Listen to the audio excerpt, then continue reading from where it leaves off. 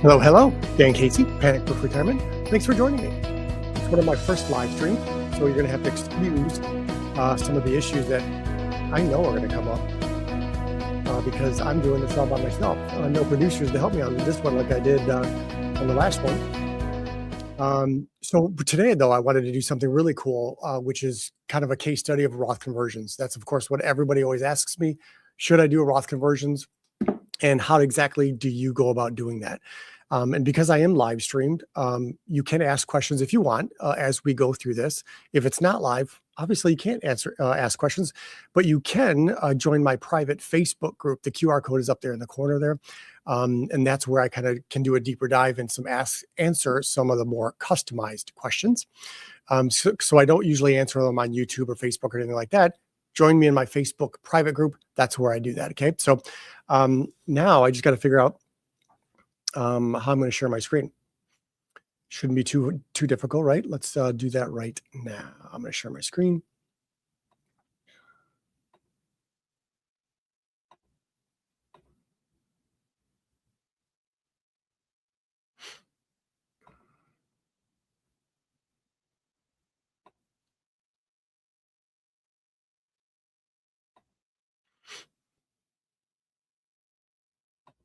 And of course,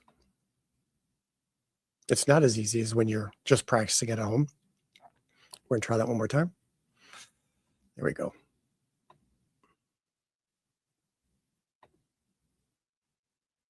So you do need a producer. Okay, so hopefully, I don't know how little this screen is going to be, but we're going to go ahead and attempt to do this. All right, so this is a case study of, again, Roth conversions. So let's have a peek in how that looks.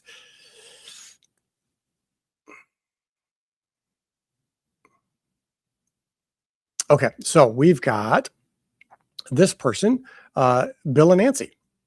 Bill and Nancy have about 1 million, as you can see here. Let me see if I can get my marker up here. $1 million is what they've got. They are 61 years old, both of them, and they retired. And they're looking, hey, should I be doing some Roth conversions? You know what? Actually, let's talk about that real quick. A lot of times I have clients coming into me and say, hey, my CPA said I'm too old to do Roth conversions. Doesn't make sense. I'm never going to make up for the taxes that I have to pay, right? And usually my answer to that is sometimes it doesn't always make perfect sense on a break-even sense. A lot of people just want to give their kids tax-free money, right? Because we know with the Secure Act that your kids, most cases, have to deplete all that retirement money within 10 years. So that alone might be a reason why you do it. It might be that your required minimum distribution is going to bump you into a higher tax bracket. It might be your required minimum distribution is going to cause you to pay higher Medicare premiums. Some people just say, hey, you know what? If tax rates are going up, I want to pay some of the taxes now on some of this retirement money. And basically every dollar you move into the Roth IRA, you're effectively stopping the tax time clock on that money, right? Never will be taxed again in your lifetime or your kid's lifetime. So it's really, really important and really cool for a lot of people just on that basis, let alone all the other reasons that it could possibly make sense. So let's dive into this a little bit. We can see in this particular, I got to put on my glasses here. In this particular case, we have approximately, again, $1 million over everything, but we've got a 403B worth $469,000. That is exposed, obviously, to required minimum distribution. So we have a 401k of $200,000 and a traditional IRA for Nancy in the sense of $331,000. Okay, so obviously, like I see in most cases, most people have their money in qualified accounts, which means exposed to required minimum distributions. We can go up to here in my live plan builder that the RMD is assumed to be around $103,000. And all it does is it takes all the qualified accounts, grows them at 7%, goes to the RMD age, which we still have 14 years. So that's an awesome window to be able to do this as far as conversions go.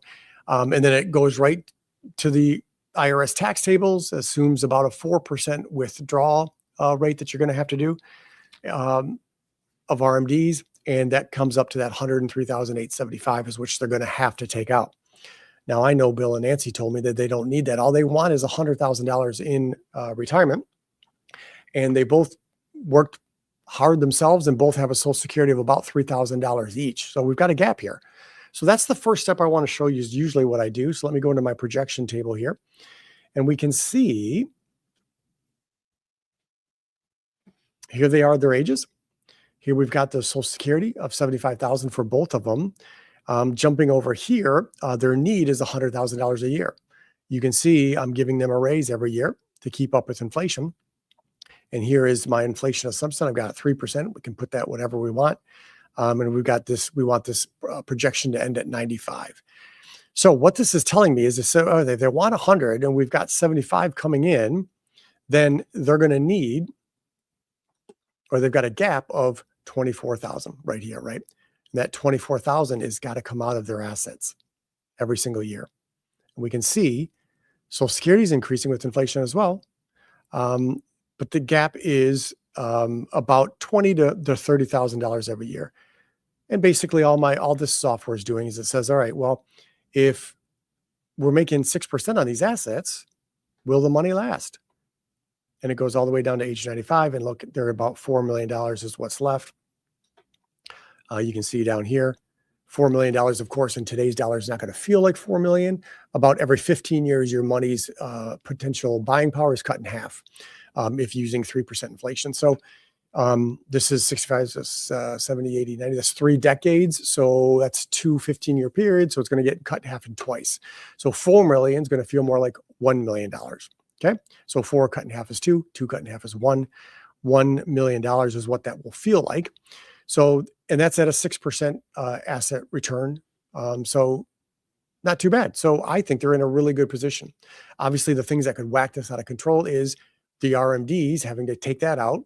And then a third goes to the IRS. And of course, a long-term care stay, stroke or something right in the middle of this retirement. But that's not what today's one is. We're going to be talking about conversion. So again, let's go jump over to, let me get rid of this projection table, back to this.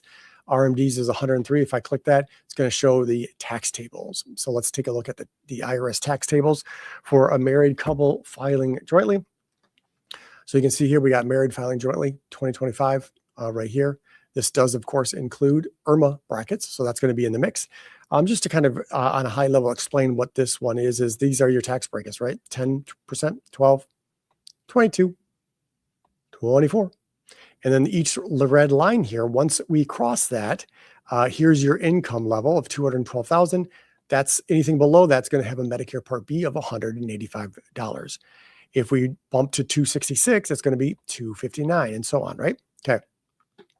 So you can see as I move this adjusted gross income, it's going to cross various things. And if we want to also keep our eye on this thing right here, that's our adjusted gross income. So remember, that's going to take into account the standard deduction.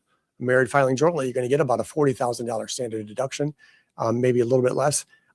If they were to be able to participate in the one big beautiful bill and have that extra $6,000 deduction, they can't. They're only 61. It would be even higher. But we're going to take about a $40,000 assumption of the standard deduction here.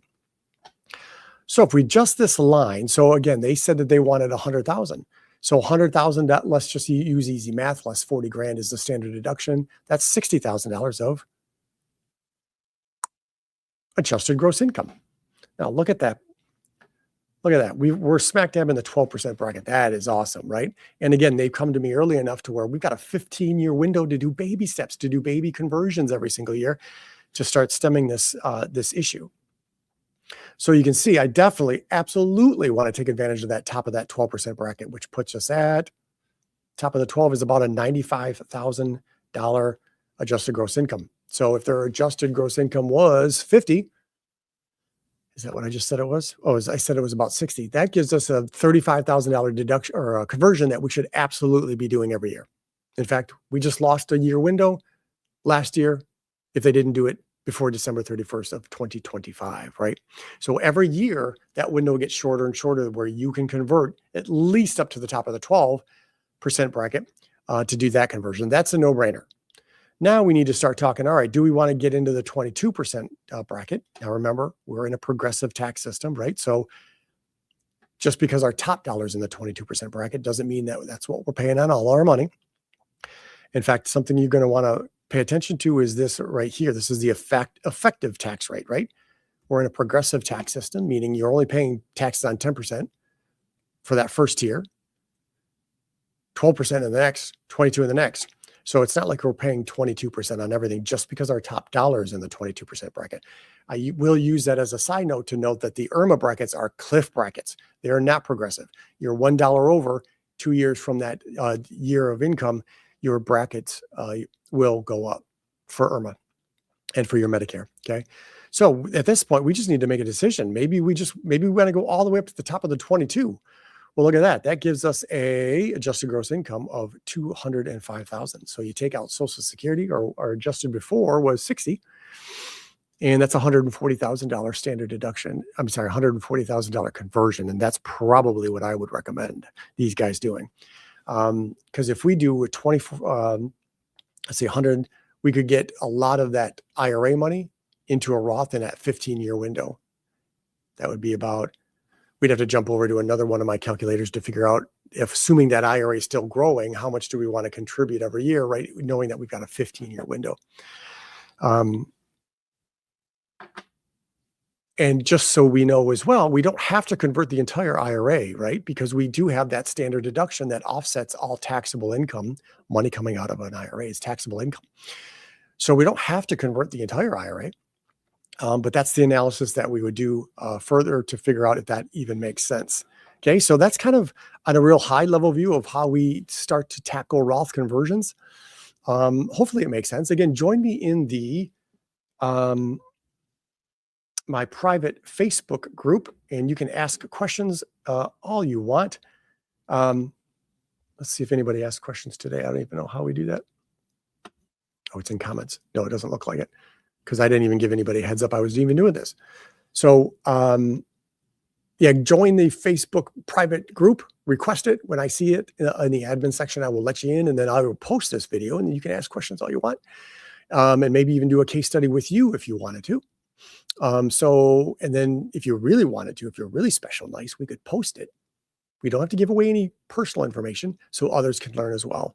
Love it when others can learn, and we can do one-to-many training, right? Awesome. So I hope everybody is well. Hope to see you on the other side in the private Facebook group. Thanks, everybody.